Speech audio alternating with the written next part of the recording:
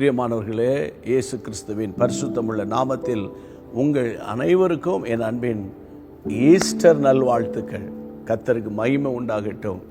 மரித்தோரிலிருந்து உயிரோடு எழுந்த நசரேயனாகிய இயேசு கிறிஸ்துவின் நாமத்தினால உங்கள் எல்லாரையும் நான் அன்போடு கூட வாழ்த்துகிறேன். நீங்களும் நானும் ஆராதிக்கிற இந்த ஜீவனுள்ள தெய்வம் மரித்த தெய்வம் அல்ல, மூன்றாவது நாள் உயிரோடு எழுந்த தெய்வம். இன்றைக்கும் நீங்களும் நானும் அந்த இஸ்ரவேல் நாட்டில் உள்ள எருசலேம் பட்டணத்தில் உள்ள கர்த்தருடைய பிள்ளைகளை தோட்டத்துக்கு போனால் இயேசுவின் கல்லறை வெறுமையாக காலியாக இருக்கிறதை பார்க்கலாம். அங்கே ஒரு வாசகம் எழுதி போட்டிருக்கோம், ஆமென், அவர் இங்கே இல்லை, அவர் உயிரோடு எழுந்தார். ஆண்டவருக்கு மகிமை உண்டாவதாக. கிறிஸ்தவ மார்க்கத்தை பிசாசு அழிக்க வகை தேடினான். ஆனால் இயேசு மரித்தோரிலிருந்து உயிரோடு எழுந்ததுனால கர்த்தருடைய பிள்ளைகளை கர்த்தருடைய நாமத்தினால இன்றைக்கு உலகம் முழுவதும் கோடி விசுவாச குடும்பங்கள் இயேசுவை சார்ந்து வாழ்கிறார்கள். நீங்களும் அதில் ஒருவர் தானே. அதற்காக கர்த்தரை ஸ்தோத்தரிக்கணும் இல்லையா? இன்றைக்கு நீங்கள் கேட்ட உடனே இந்த செய்தியை உடனுக்குடன் ஈஸ்டர் ஸ்பெஷல் அப்படின்னு போட்டு எல்லாருக்கும் நீங்கள் ஷேர் பண்ண மறக்கக்கூடாது என்று உங்களை அன்போடு கூட நான் கேட்டுக்கொள்கிறேன். சரி, இந்த தொடர் 40 நாட்கள் 40 கேள்விகளின் தொடரின் கடைசி கேள்வி வாசிக்கலாமா? யோவான் எழுதின சுவிசேஷம் 20ஆம் அதிகாரம். யோவான் எழுதின சுவிசேஷத்தில் 20ஆம் அதிகாரம் 15ஆம் வசனம். இயேசு அவளை பார்த்து, ஸ்திரீயே, ஏன் அழுகிறாய்? யாரை தேடுகிறாய் என்றார். மறுபடியும் சொல்கிறேன், அழுது கொண்டிருக்கிற தேவனுடைய பிள்ளையை ஸ்திரீயை பார்த்து வேதம் சொல்லுகிறது, கர்த்தருடைய பிள்ளைகளே, ஏன் அழுகிறாய்? யாரை தேடுகிறாய் என்று கர்த்தர் கேட்டார். எனக்கு அன்பான தேவனுடைய பிள்ளைகளே, இயேசு உயிரோடு கூட எழுந்து விட்டார் என்ற செய்தி சீடர்களுக்கு கர்த்தருடைய பிள்ளைகளை தெரியப்படுத்தின உடனே பேதுரும் மற்ற சீஷனும் ஓடி வந்து பார்த்தார்கள். அவர் அங்கே இல்லை என்ற உடனே துரிதமாய் அவர்கள் மற்றவரிடத்தில் சொல்ல ஓடிட்டாங்க.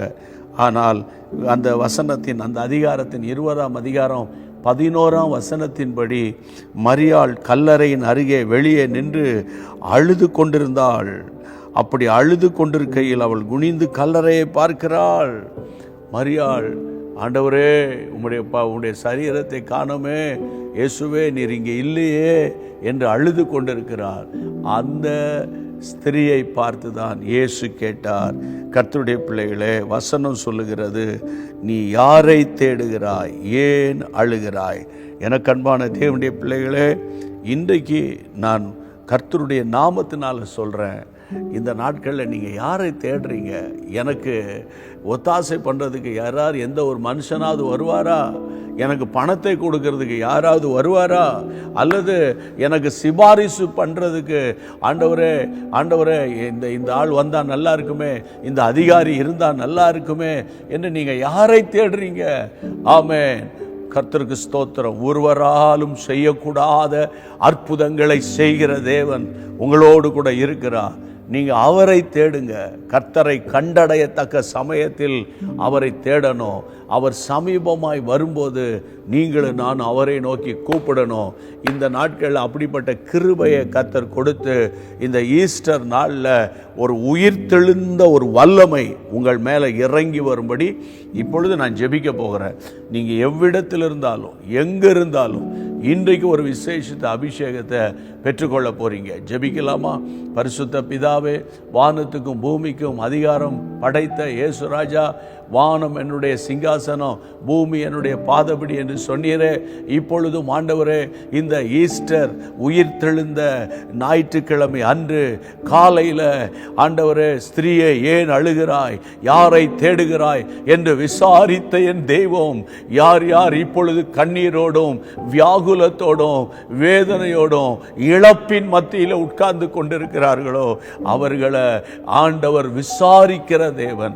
அவர் உங்களை விசாரிக்கிறவரானபடியால் அவர் மேல் உங்கள் கவலைகளை வைத்து விடுங்கள் என்று சொன்னீரே. உம்முடைய பிள்ளைகள் வைத்து விட உதவி செய்யும். மாறாவின் கசப்பு மதுரமாகட்டும். ஒரு பெரிய எழுப்புதல் உம்முடைய பிள்ளைகளுக்குள்ளே வரட்டும். இந்த ஜெபத்தை கேட்டு ஆசீர்வதித்த தயவுக்காக நன்றி அப்பா. அப்ரோஜனமான ஊழியர்கள், நானும் என்னுடைய மகள் ட்ரினிட்டாவும் ஆண்டவரை கடந்த 5ஆம் தேதி மார்ச் 5 முதல் இன்று வரைக்கும் எங்களால் இயன்ற அளவுக்கு ஆண்டவர் வேத வசனங்களை ஆராய்ந்து நீர் எழுப்பின 40 கேள்விகளை உம்முடைய ஜனங்களுக்கு சொல்லி ஜெபிக்க, உம்முடைய ஜனங்களை உற்சாகப்படுத்த ஆண்டவர் கொடுத்த பாக்கியத்திற்காக ஸ்தோத்திரம். உம்முடைய கிருபை மட்டும் தாங்கட்டும், அதிசயங்களை காணும்படி செய்யும். இயேசுவின் நாமத்தில் ஜெபிக்கிறோம் பிதாவே, ஆமென். Price God. கர்த்தருக்கு ஸ்தோத்திரம். ஹல்லேலூயா. இப்போ உடனே நீங்கள் பிறருக்கு ஷேர் பண்ணிடணும். ஈஸ்டர் ஸ்பெஷல் அப்படின்னு போட்டு எல்லாருக்கும் ஷேர் பண்ணி கர்த்தருடைய ராஜ்யத்தை கேட்டுங்க. மீண்டும் சந்திப்போம். God bless you. அன்பான தேவனுடைய பிள்ளைகளே, இச்செய்தி உங்களுக்கு மிகுந்த ஆசீர்வாதமாக இருந்ததென்று நாங்கள் நம்புகிறோம். தொடர்ந்து எங்கள் செய்திகளை கேட்டு கர்த்தருக்குள் ஆசீர்வதிக்கப்பட ஜீசஸ் மீட்ஸ் மினிஸ்ட்ரீஸ் என்கிற எங்கள் யூடியூப் சேனலை சப்ஸ்கிரைப் செய்யுங்கள். மேலும் உங்கள் ஜெப உதவிக்கு எங்களோடு நீங்கள் தொடர்பு கொள்ள வேண்டிய தொலைபேசி எண் 9842252836 மற்றும் 7299546363. Email gpsrobinson@hotmail.com. கர்த்தர் உங்களை ஆசீர்வதிப்பாராக.